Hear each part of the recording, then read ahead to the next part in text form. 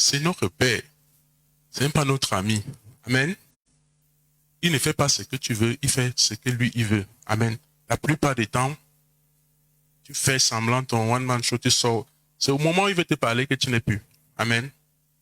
Il faut avoir le temps de qualité. Si tu veux entendre la voix de Dieu, il faut être disposé, être à son poste et attendre. Attendre, le timing de Dieu n'est pas notre timing. Amen. Il faut laisser le temps à Dieu de te parler. Pourquoi quitter sa présence? Généralement, c'est ça. On fait vite, on passe, on a 10 minutes. C'est le moment où tu parles qu'il veut communier avec toi. C'est là qu'il veut te répondre. Donc, il dit, je veillais. On connaît ce que c'est que la veillée, non? Quand vous allez à la veille, à une veillée, est-ce qu'on est pressé à la veillée? C'est une veillée. Ça veut dire qu'on a le temps jusqu'au matin. Amen. Je veillais. Si nous voulons entendre Dieu, planifions nos moments de qualité avec lui et laissons-le agir. Tu fermes tes yeux, tu dis, Seigneur, simplement, hein, dans ton moment, Seigneur, simplement, voilà ma situation, dans telle situation, qu'est-ce que tu veux me dire? Qu'est-ce que je dois comprendre? Tiens, simple, ouvre mon esprit pour que je comprenne la révélation que tu veux me dire dans telle situation. Seigneur, j'ai fait un rêve comme ça. Qu'est-ce que tu veux me dire par là? Si ça venait même de toi, généralement quand ça n'est même pas de toi, c'est ça. Quand ça ne vient même pas de Dieu, ça se stoppe très vite. Quand tu es un peu ordonné là, ça direct. Tu comprends directement que c'était ton émotion, ça ne monte même pas. Mais pour que tu arrives à cette situation-là, il faut que tu aies traversé la première étape. C'est pour ça que je t'ai dit, ce passage, c'est bien structuré. Si tu n'as pas encore être au-dessus de tes pensées, de tes émotions, tu vas toujours, ça va se mélanger, tu auras toujours l'impression. Mais si tu as traversé sérieusement cette phase-là, au moment de la veille, c'est je me dispose, je me questionne calmement. Quand ça ne vient pas de Dieu, il t'arrête très vite. Amen. Je vous assure, il t'arrête très vite. Tu comprends que tu étais dans tes pensées là. Tu avances. Tu commences à leur rendre grâce, tu es béni. Tu pars travailler. Amen. Donc, attendre son instruction. Quand je me suis dépouillé, j'ai mis dépouillé là, ça veut dire, j'ai conscience que à ce moment-là, ce n'est plus moi, ce n'est pas moi qui attends, je ne dois pas avoir l'instruction, ça ne vient pas de mes pensées, ce n'est plus moi.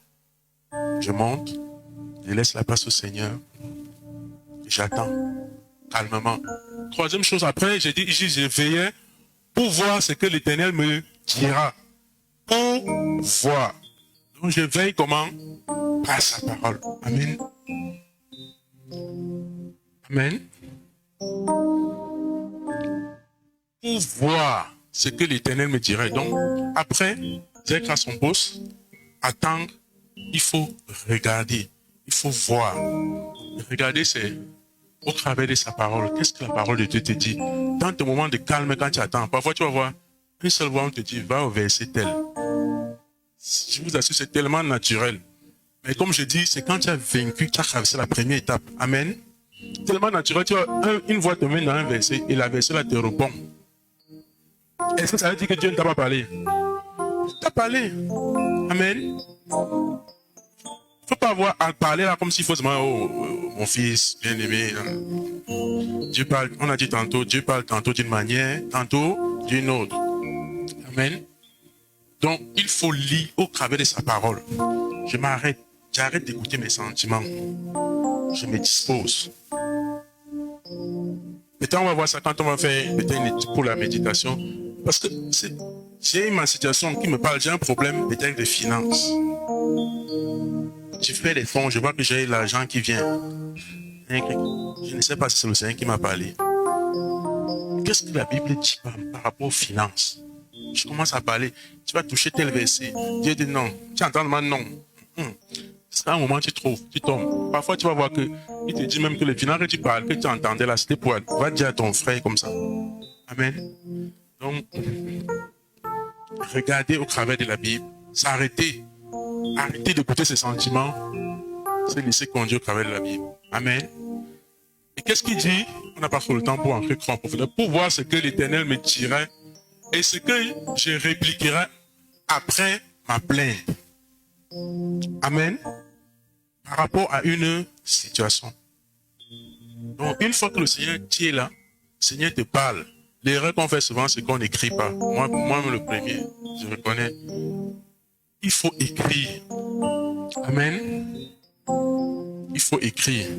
Je me souviens une fois, j'étais tombé, parce que qui connaît le Gébec? Qui ici a fait le Gébec? Le groupe du Gébec. Voilà. On était des fous du Gébec. Donc je me souviens, et à l'époque là, vraiment on écrivait tout. On écrivait tout. Donc j'étais tombé dans un vieux cahier après des années. Vous pouvez imaginer le bien que ça fait. Amen. Parce que tu as conscience que ce que tu demandes, ce que Dieu tu écrivais là, tu vois la réalisation. Ça te conforte encore que c'est ton Père. Peut-être que c'est un moment, et le moment où j'avais retrouvé ces papiers, ces livres-là, c'était dans un moment où j'attendais trop de choses de Dieu. Je me demandais même, tu vois, le doute vient dans ton esprit.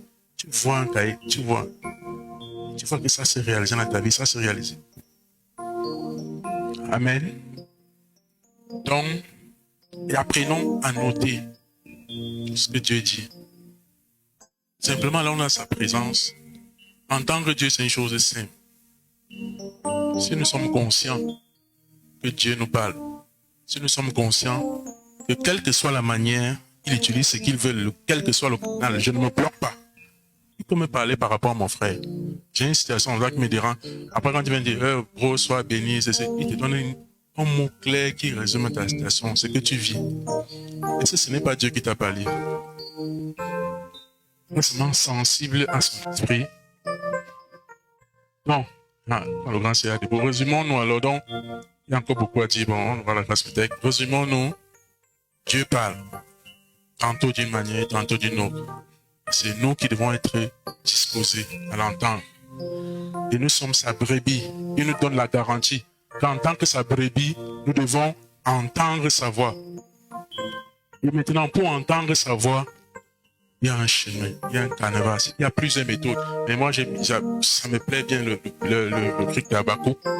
Je dois écrire mon poste.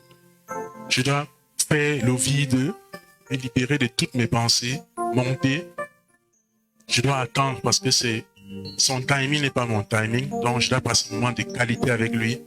Je dois regarder au travers de sa vie, de la parole, qui est la vérité. Qu'est-ce qui me parle par rapport à la situation? Puis je dois écrire. Amen. Je dois noter pour être sûr que, et pour avoir la confirmation quand ça va s'établir. Amen. Donc, il y a quelques petites, si vous me permettez une minute pour finir, il y a des signes, il y a parfois, il y a des voix qui viennent, tu penses que c'est Dieu. Il y a des signes qui montrent que c'est Dieu qui te parle. Par exemple, la voix de Dieu, elle est cohérente. Tu ne peux pas entendre une voix qui vient pas de sa parole. Vraiment. C'est impossible. Amen. Tu ne peux pas entendre Dieu te parler et qu'il te condamne. Il te condamne. C'est pas Dieu. Amen. Il te donne une instruction, peut-être que tu es dans ton péché, tu te dis ça. Mais tu es condamné, gars, là, ça c'est pas Dieu. Donc il y a les petites astuces. Quand tu es dans une paix extrême, tu sais que ça c'est Dieu, ça c'est mon Père qui me parle. Dieu ne peut pas te parler et tu restes dans la confusion. Amen. Donc c'est que c'est pas lui. Il y a cette paix que tu dois avoir, cette joie. Même quand c'est Dieu, même quand il te parle durement, mais il y a cette paix intérieure. Amen. Donc vraiment, nous sommes les brebis du Seigneur. Nous devons entendre sa voix. Nous devons nous laisser disposer à entendre la voix du Seigneur. Père, nous te disons merci parce que c'est ton désir que nous entendons ta voix, Seigneur. C'est ton désir que nous nous éloignons de tous les bruits qui nous entourent et qui nous pourrissent l'esprit et de nous focaliser pour entendre ta voix. Parce que tu parles et tu veux que nous entendions ta voix, Seigneur. Donne-nous d'être à notre poste, Seigneur. Donne-nous d'être patients, de passer des moments de qualité avec toi, Père. Donne-nous d'être disposés à nous appuyer sur ta parole, Seigneur. Ta parole qui est la vie. Et Père, une fois que nous avons tes instructions, donne-nous la grâce de les noter, Seigneur, pour voir la manifestation de ta gloire et pour pouvoir te témoigner à la hauteur que tu es, notre Papa. Seigneur, nous te bénissons et nous prions que ce message, cette exhortation, Seigneur, soit le partage de tous au nom puissant de Jésus. Amen. Vous êtes bénis.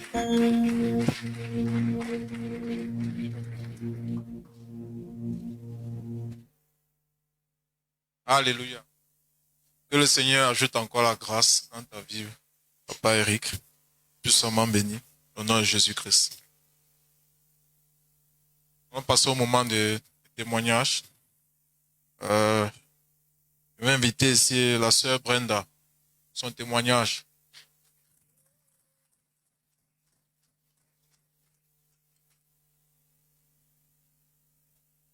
Shalom, peuple de Dieu. Si je suis devant vous ce matin, c'est pour rendre grâce au Seigneur pour mes 1 an de plus qui m'a donné samedi.